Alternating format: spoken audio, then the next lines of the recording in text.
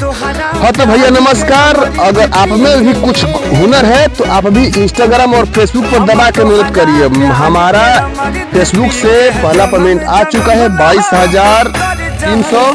तो मैं ये सारा पेमेंट इनको मैं दे रहा हूँ क्योंकि इन्हीं के दिन से ये पेमेंट आया हुआ है।